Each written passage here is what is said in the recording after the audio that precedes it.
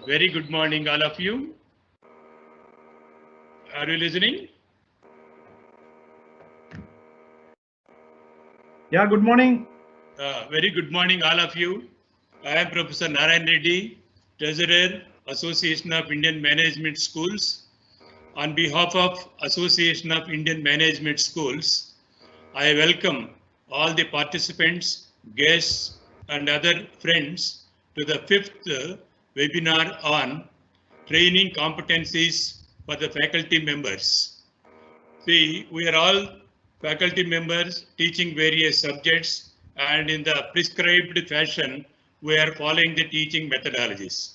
Along with the teaching methodologies, if we integrate the training component also, our efforts will be much more fruitful and much more effective. As a part of this particular exercise, COVID-19 has made us to move from offline to online. We take this as a great opportunity to continue our training activities on behalf of the Association of Indian Management Schools. Today, our webinar is on training competencies for the faculty members, and we have very senior resource person as our guest. He is Professor 𝗔𝗥𝗔𝗜𝗡𝗬𝗏 M. He is the CEO and course director of the MacLead certifications. He has more than 30 years experience in quality management systems, and he trained almost 900 plus corporates, and he is the certified lead assessor in People's Capability Maturity Model from Carnegie Mellon University, Pittsburgh, USA, and is also a lead tutor for training programs, and he is also very close associate of Professor 𝗧𝗥𝗔𝗜𝗏𝗆𝗧𝗏 IIM Ahmedabad, who is a master in experiential learning methodologies. So on behalf of AIMS and also the participants, I welcome our guest speaker, Professor M. 𝗔𝗥𝗔𝗜𝗏𝗆. In this 40-45 minutes session, Professor Shekhar may address on 4 important aspects. One is the training methods, then how to engage the students in the participation of our teaching methods, and what are the best practices in designing training and teaching methodologies, and also how to make the experiential learning more effective in our teaching methodologies. Since this subject actually needs 15 to 20 hours of sessions, so since this is a brief introductory session, I request Professor Shekhar to address the participants. I request the participants, if you have any question during the session, please type and forward it on your behalf. At the end of this session, I would like to pose the questions to our guest speaker. He will address our questions. Now, I request Professor Shekhar to start the presentation. Yeah.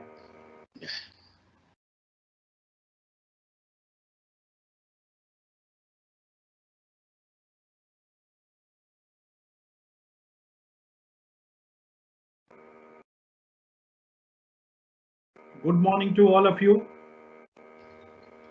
Thank you, Narayan Reddy sir. This is an opportunity provided to me by AIMS. I thank AIMS on behalf of our organization and myself. I am from MacLead certifications. See, almost like most of you are into teaching activities. Even I have been also into this activity for the last 30 years. Narayan Reddy sir has introduced. In fact, he is also one of my guru. My first guru in management is Narayan Reddy sir. So he has already briefed the topic. It is training competencies for a teaching professionals or the teaching fraternity. So I have a small question before we start the session. 1 minute. Joshi ji, I am not able to scroll it down. Any help? Yeah, now I can. Okay, it is little slow because of the network, because we are now through the internet. It is an online program. Some technical advantages, disadvantages, we'll have to take both. So the small question that I have to all of you is a very simple one. Who is the best trainer or a teacher that you have come across,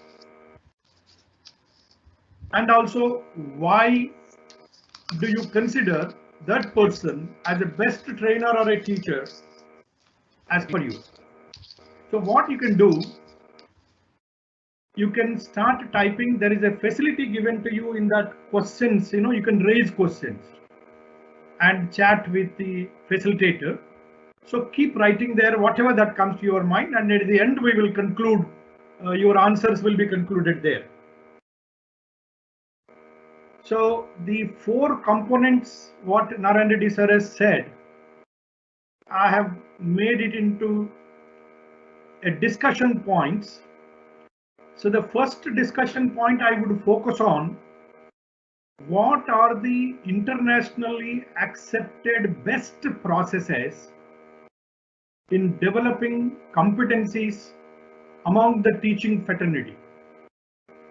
So the processes, that's where I would be focusing. So you can also pose your questions in these lines. So that's one. Second, then as teachers, what is our contribution? So what do we really contribute to our student community and to our institute? And I would also focus on, this is purely from my side, I would give you the effective trainer, because I'm into this training line as almost these 30 years. It is both a combination of teaching and training line. Even I also taught the MBA institutions. So now, because of the time with mostly the corporate sectors, so I'm more of a trainer than of a teacher. So effective trainer. Another thing, particularly how to design a module. When we deliver something to our participants, so the design is one which plays a major role in its contribution. And particularly when we are delivering an e-mode, that is an online mode, it becomes more important to design the module before we deliver. So the preparatory part is the main focus part of it. Then it is, sir has also emphasized.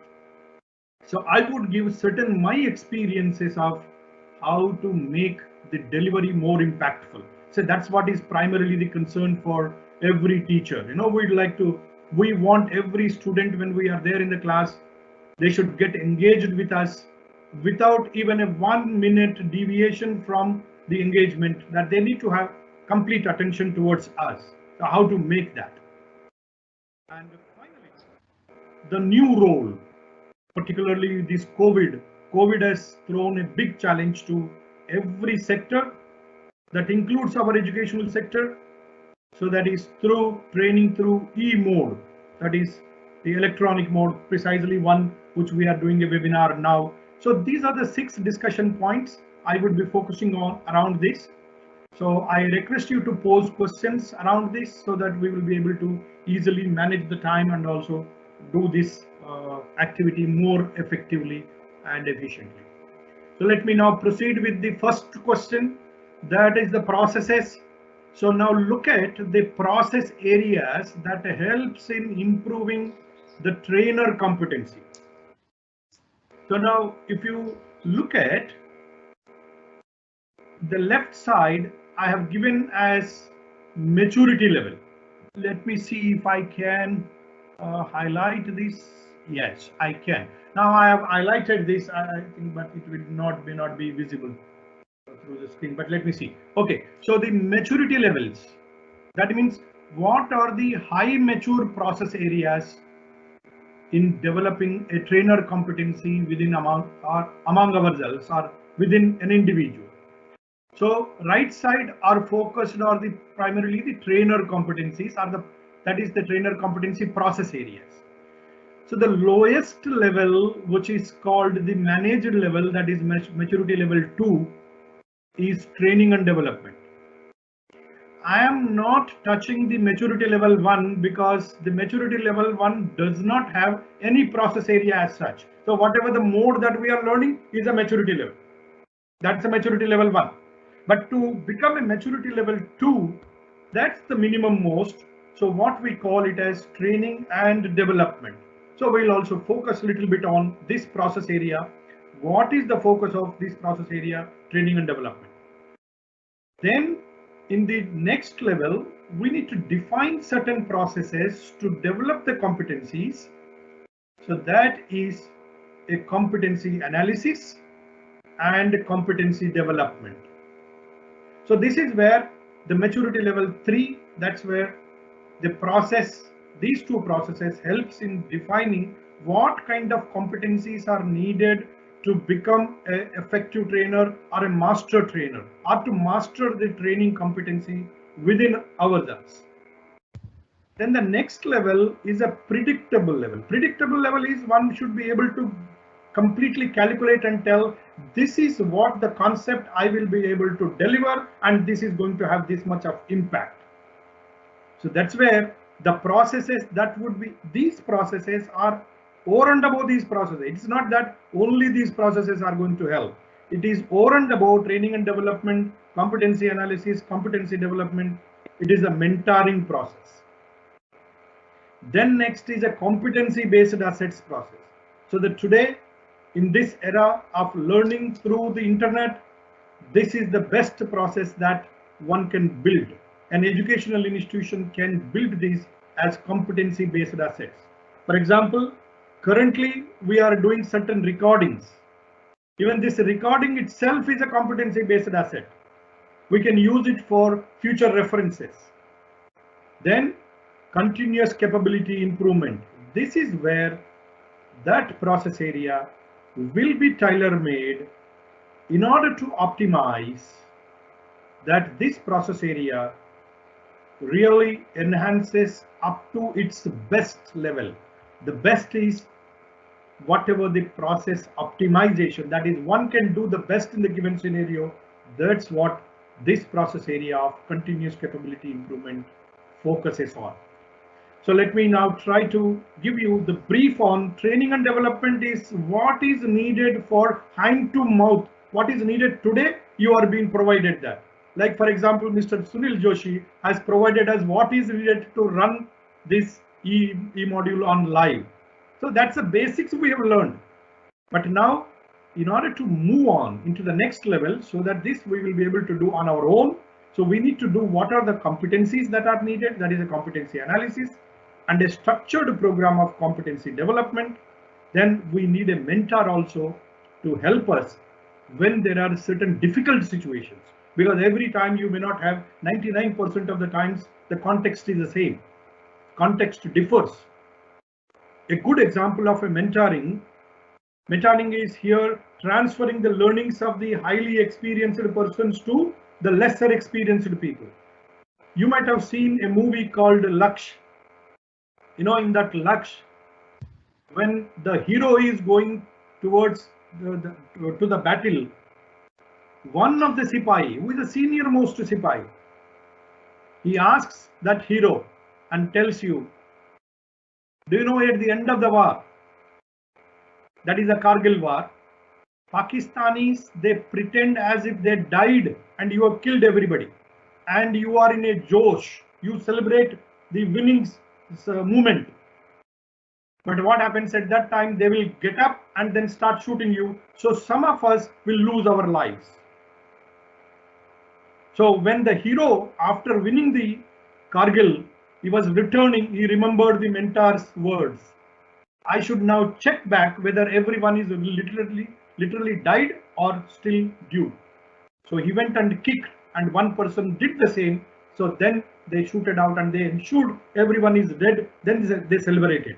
So that's what is the mentoring. Mentoring need not to be from a senior person. He has literally experienced. This is not available in any book. It's not available anywhere, but it is there with the person because he has experience in that difficult situation. So competency-based assets, primarily they are made the repositories. So you create an asset, leave it so that one can use that asset, they can modify, reuse. Then continuous capability improvement is a personalized level of learning. So that's how the individual learning is optimized. So now I'll move to the next question. The next question is, what do we contribute? The next discussion point. So as a teacher, the prime focus of ours is enhance the knowledge of our student or a participant.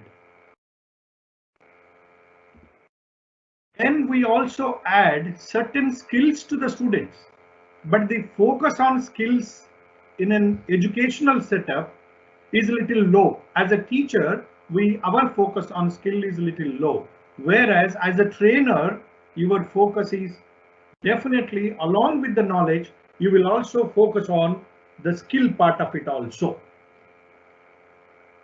And a third element I am introducing, this is called the process ability element, which includes the attitudes, aptitudes, emotions, motivations.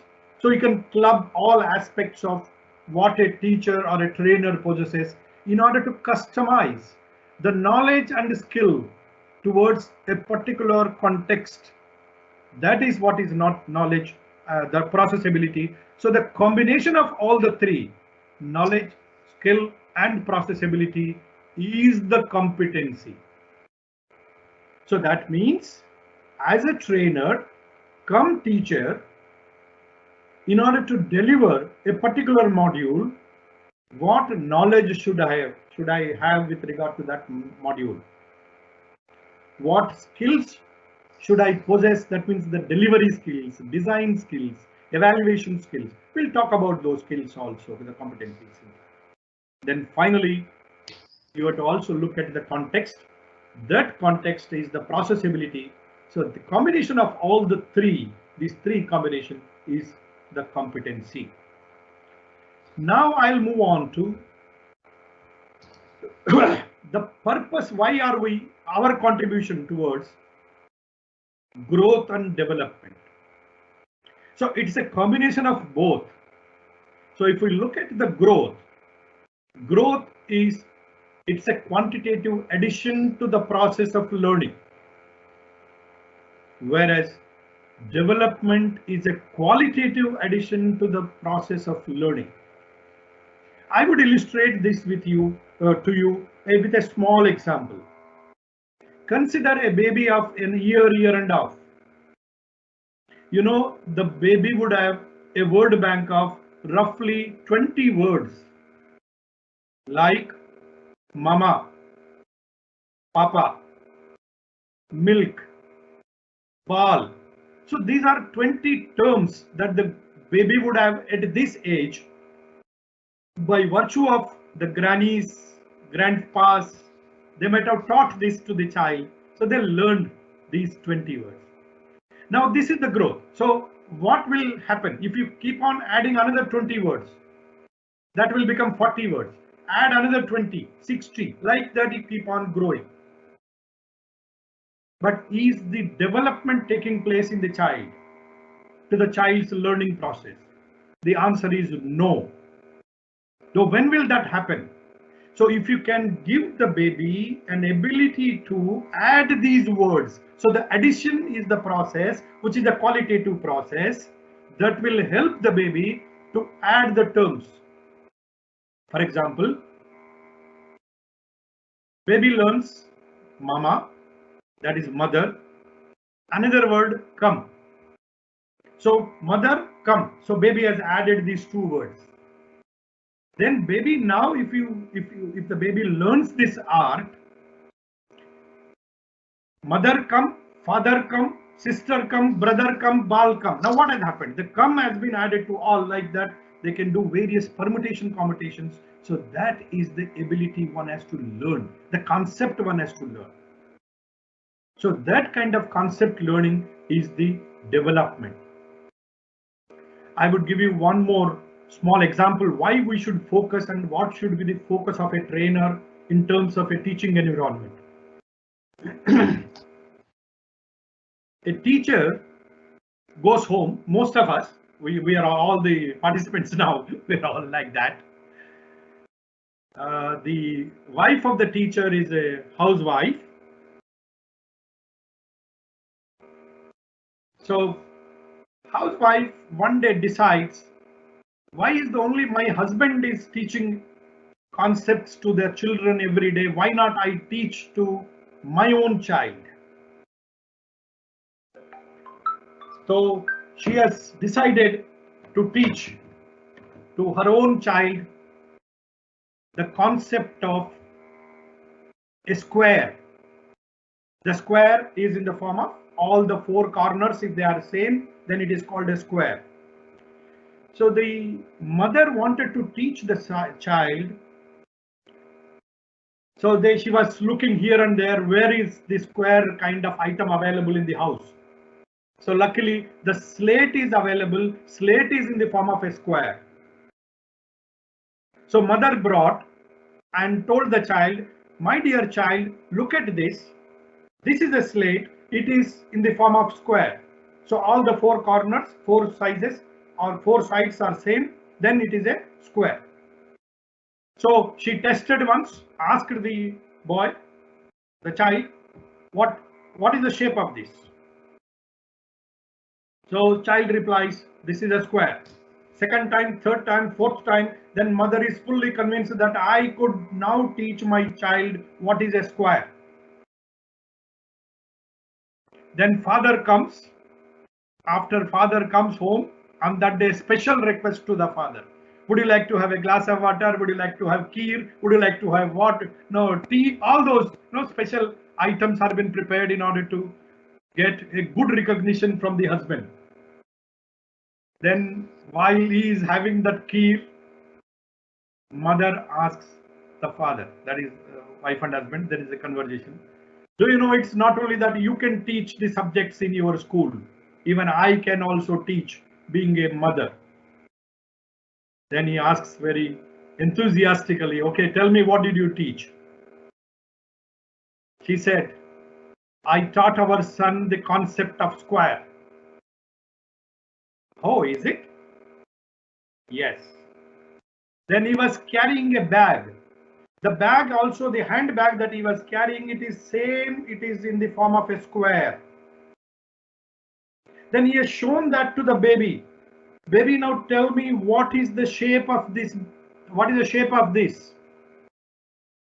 Baby replies, this is a bag.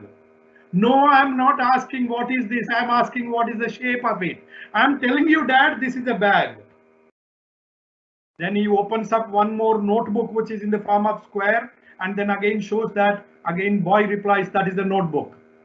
Now you can imagine the boy did not learn the concept of what is a square. That means the development did not take place. So as a trainer and a teacher, our focus should be more of a development apart from the addition of concepts that is in the form of growth.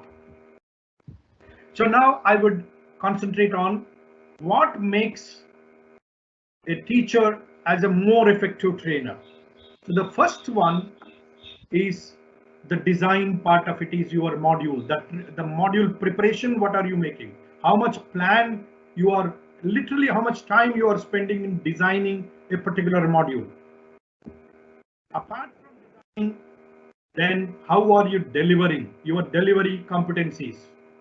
One is the design competency, the other is a delivery competency. I would also talk about a design competency in the next point of discussion when we come. I will also take up the delivery competency also, how to make an impactful delivery. So that's, I would also take it up.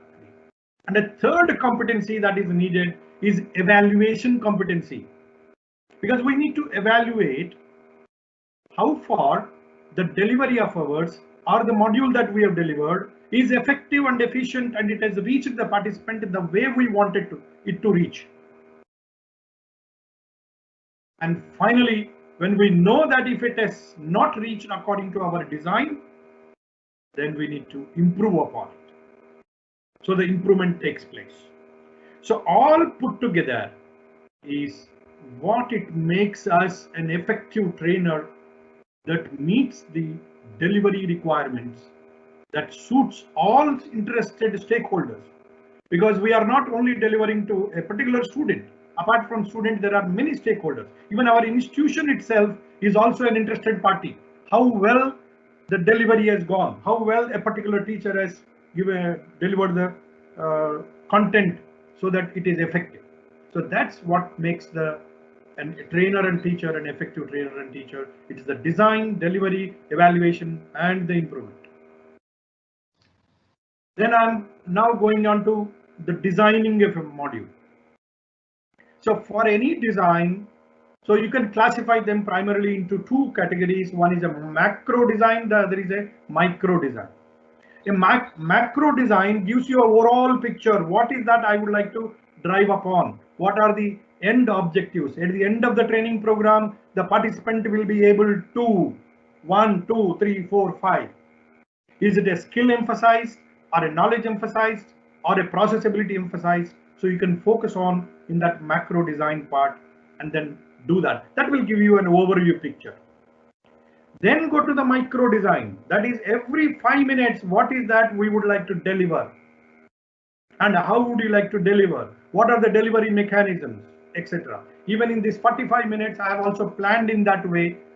So what is that we are deliver? That I did a micro designing. That's how I am able to deliver only these 6 points, not more than that, to address the 4 aspects that are being told by our Narayana sir. So there is a good design process that has been explained in one of the standard, that is the it has gone back now, sorry. So okay, you are not able to see the presentation is not moving, Mr. Joshi.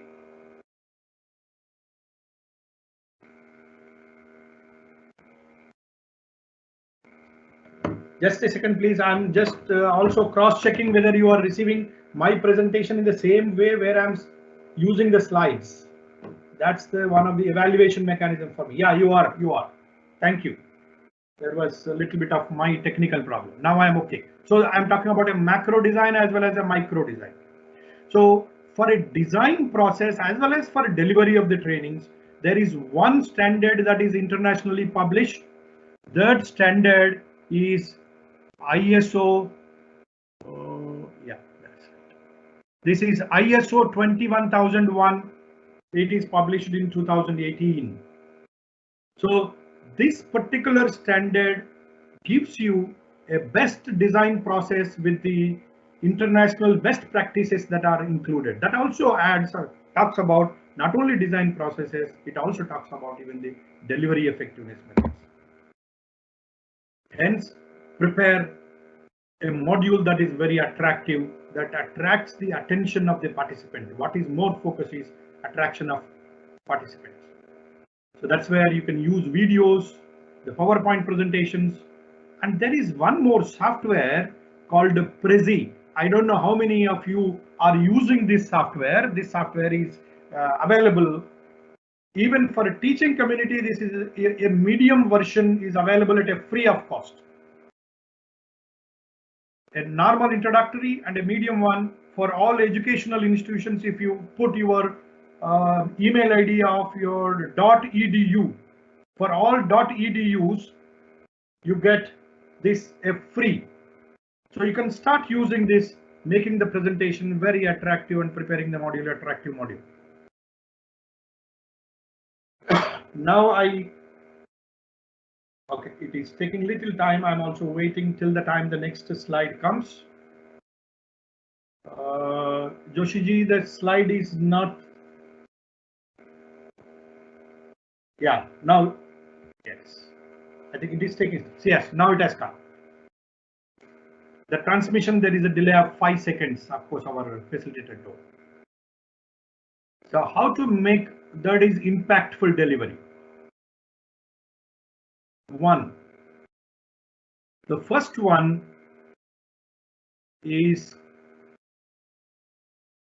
connect to our own experiences to explain the concepts. So the connection, if we can connect to our own live experiences than of theoretical concepts, that would definitely give you an added advantage to make an impact. I would like to share my own one experience to explain the concept of the word commitment. You know, in our quality management systems, in everywhere we see there is a leadership commitment. The leader of the organization has to commit themselves to implement the best practices in the organization. So what is this commitment? In fact, you know, we have taught this commitment from 1980 to 87 to almost like 2005. But this was taught like a concept. What is a commitment? Commitment is your ownership. You will have to own, you have to provide resources. Like that, these are all theoretical we were explaining. But it could not make that kind of impact. But then I connected with my life experience. The life experience of mine is, so we moved to a bigger house somewhere around year 2000. So the bigger house, a demand has come from my wife that we need a bigger sofa. The sofa set we have is a smaller one because earlier we were in a small house, so that was catering to that requirement. But somehow, personally, I am not very much convinced that a bigger sofa set is needed. The existing sofa set will do. Why should we invest on showing off? And particularly now I am in Noida.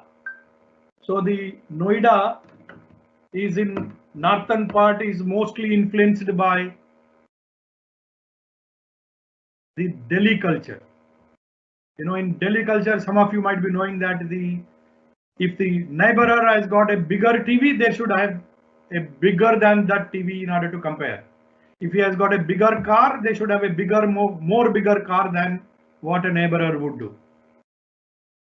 But somehow I am originally from Hyderabad, so I did not have that passion towards this show off. So I was not convinced, but my wife insisted that we have to. So I could not say no. We went to a shop, something she liked, something I liked. Finally, we came back without purchasing.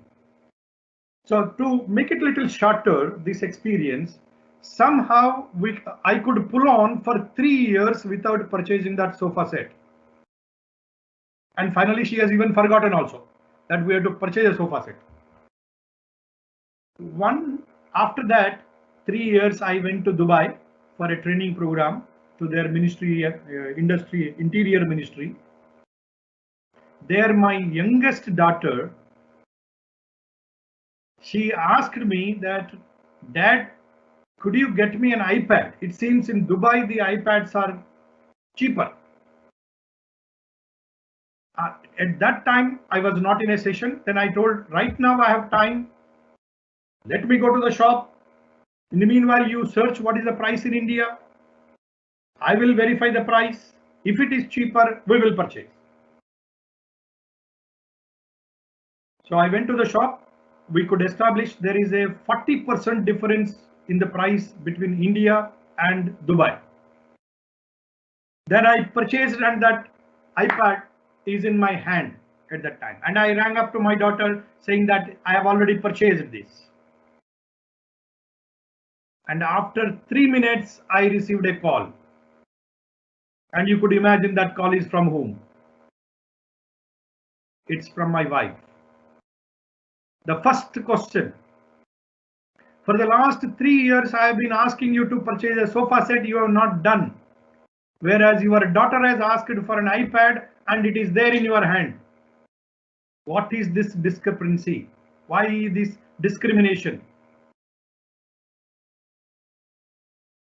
Then I could not have any answer to that. I introspected. What is the difference? The difference is I made a promise to my wife that I will get you a sofa set, but I made a commitment to my daughter, I will get you an iPad. That's the difference. That's why it is executed. But don't ask me after returning back to India what has happened. I think you can guess that. I need not to tell you. Okay. So that is what, if you connect to your own experiences, our experiences that you have come across, it would definitely have a more impactful and it will catch the attention. I've seen at the end of the training programs, most of the participants, they talk about this experience. Sir, finally tell me, did you purchase the sofa set or not? Now that is at the end of the total session, they ask this kind of questions because that gets connected to talk about an ownership. Then provocating. You have to provoke the participant. In the classroom, every participant should be on the toes. In fact, you should ask people by calling their name. So, okay, you tell me the difference between this and this now. What is the difference between a promise and a commitment? By taking the name of that person. If you do that, what happens? The other participants will be on alert. Oh, he has asked them. Now my name also could come anytime because it's a random selection. So that's a provocation. So you need to provoke the participant to get engaged, to get involved. So you see what is working with these participants well. So if you start asking these questions, Mr. So-and-so, tell me the difference between this. Now that is a provocation. So they will answer. Now everyone's attention will be there because every time if you only speak from your side, it would also be a little boring to the participants. Sometimes you have to ask the people to ask the questions. But of course, in this webinar, I cannot do that. That's why I'm not able to ask you. Otherwise, I would have asked you also that. Then simulate, create a simulations. The simulations like business games, some stories, the case studies, etc. Then finally, the experiential learning. That's where Narayana Reddy sir has mentioned that I have worked very closely with Professor Somnath Chattopadhyay. He is a professor of alumni at IIM Ahmedabad. He is one of the master in experiential learning. So the developing motivation through experiential learning is one of the good book which he has practiced. So even I have worked at my initial age for 5 years with him. So we use experiential learning. Instead of giving a simple concept or a presentation PPT meeting and telling the people, ask them to experience. For example, if I need to demonstrate to experience what is leadership.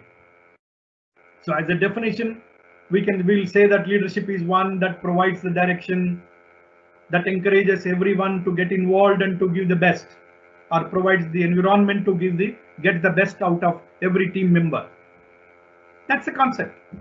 But if I tell you, all of you now, if you want to practice, please practice. Stretch your hand, show the finger, turn the finger towards Calcutta. Which side is Calcutta? Whether it is towards your left, right, straight or back. So when I take the snapshot of the classroom, I would definitely see one is moving towards left, one is moving towards right, the other is in the back, the other is in the front.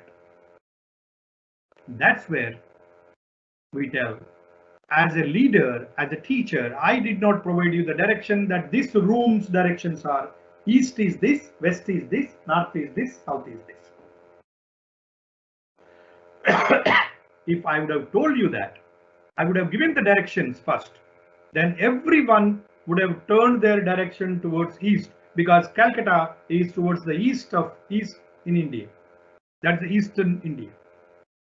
So that's the power of an experiential learning. So if you use, but there are many techniques for this. Of course, that's where we deal such kind of techniques in a detailed program. But these modules, they differ for different entry level participants. So different experiential methods that could be used. So now after this, I move on to the next delivery, the last delivery point, that is as a e-trainer. Now, the e-trainer is the today's need. There are new roles because you are at a remote place. You are not in front of the person. You need to edit the content. You need to delivery mode in a fashion that even if you are not there in front of the participant, you will be able to make an impact.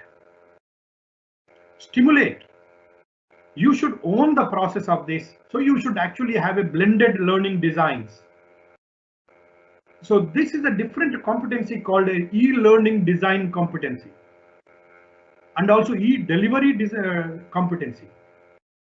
So you need to definitely make the content very attractive so that the e-trainer, and today we have tried, you could also see that through the e-training, the design has been made altogether different than a normal delivery. It's a normal delivery, the presentation slides, the design, the content, the timing, everything would have been different. So we made it as a e-trainer. So with this, now I thank you, and I will hand over to Narayana Reddy sir to take over and facilitate if there are any questions. To the best of my experience, I would add on. Thank you, sir. Over to you.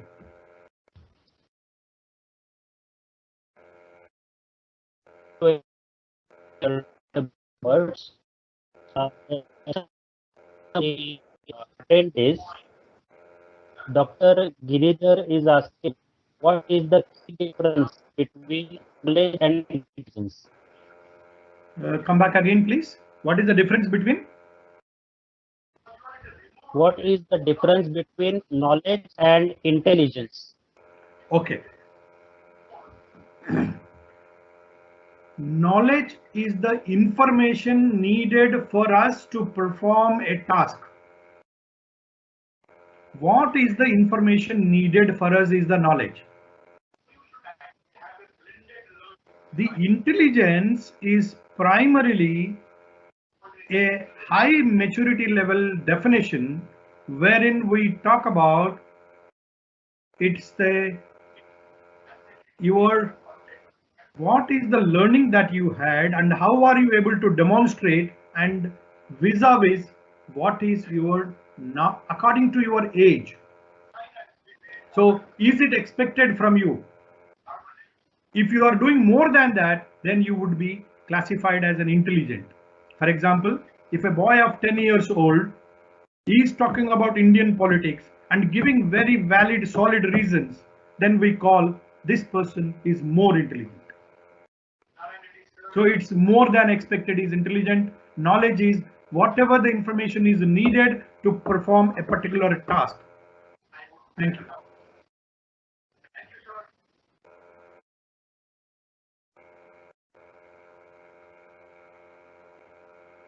Yeah, any other question, please?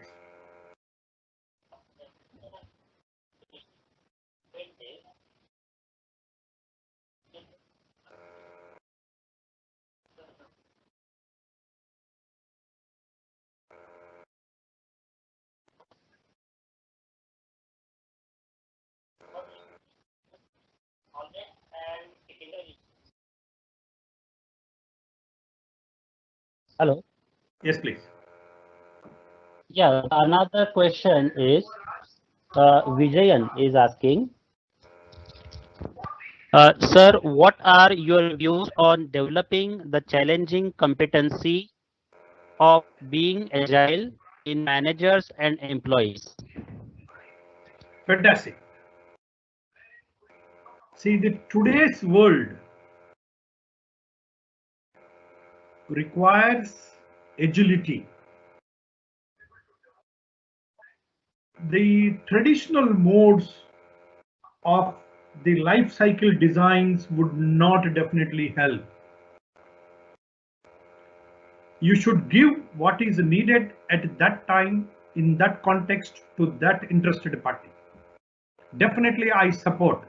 Even we as teachers, we need to be very agile in our deliveries, in our contents, in our designs. So that's where I was emphasizing more on the designing competency of any module.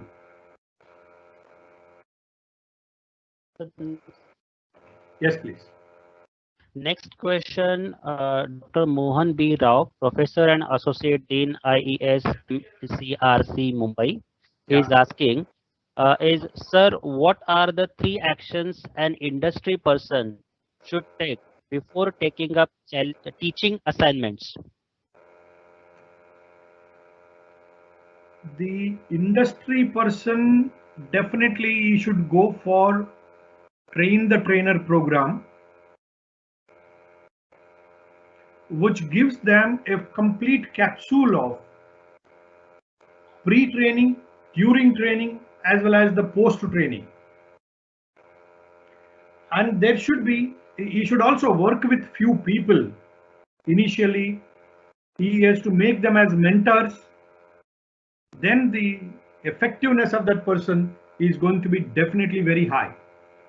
So I would recommend them to go for train the trainer modules and then attach themselves with some mentors. Okay.